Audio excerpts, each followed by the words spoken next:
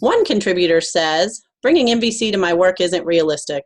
For instance, would you bring NVC to your workplace if you worked in the prison system or a construction business?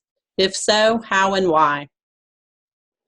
Well, here I think the important question to ask is, what does it mean to bring NVC into the workplace? If what you mean by bringing NVC into the workplace is you gather everyone together and you sit in a circle and you ask everyone to talk about their innermost feelings and become vulnerable in an environment that otherwise does not support vulnerability, then no, I would not bring NVC into any of these workplaces. I would not bring that into a prison. I would not bring that into a construction company or most other workplaces. There may be a few exceptions, workplaces that are already oriented towards personal vulnerability. So the question really is, what does it look like to bring NVC into the workplace? And on an individual basis, bringing NVC to the workplace doesn't need to mean anything more than bringing yourself to the task at hand and to your daily interactions, informed by the principles of nonviolent communication.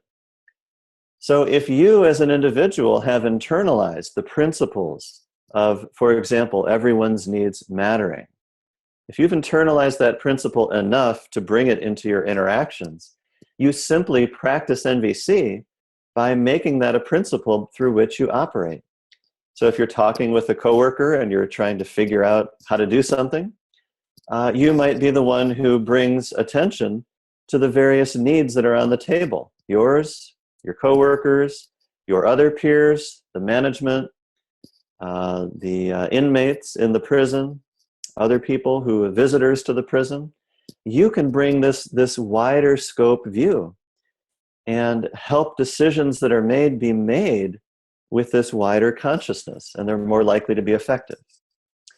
So bringing NVC into these workplaces on a more structural level can happen if you reach leaders within the organization.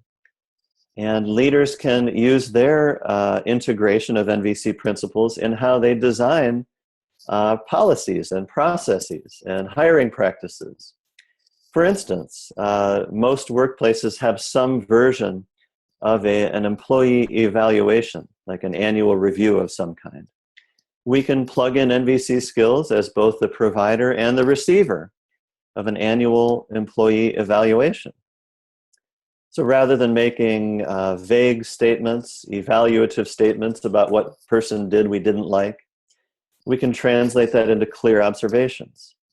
Rather than making vague wishes about what the way we wish someone would be, we'd like you to be more effective, we'd like you to be more kind. Instead, we can be more concrete and make these into specific requests that are intended to meet certain needs that we have identified. So we can bring the language and the consciousness of universal human needs into the conversations that we have about giving and receiving feedback. And lastly, I'd like to say that even when the leaders and decision makers of an organization are not operating according to these principles, we can do a certain amount as individuals by bringing this consciousness with us. So for instance, if we are receiving our annual evaluation and we hear our evaluator or boss or supervisor making statements about things they disliked about what we did or that they liked for that matter, we can empathically connect to the needs that they are describing, even when they're not saying them directly. So I might just offer an empathic guess. I might say, so supervisor, is what you're talking about how you're wanting our group to work more as a team, and you're liking what I did because it gave you a sense of trust that I was collaborating? Is that what you're pointing to?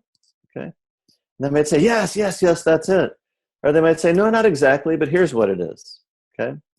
So that's a way that we can bring NVC into our daily interactions to create more meaning for ourselves, and in most cases, more meaning for other people with whom we are interacting.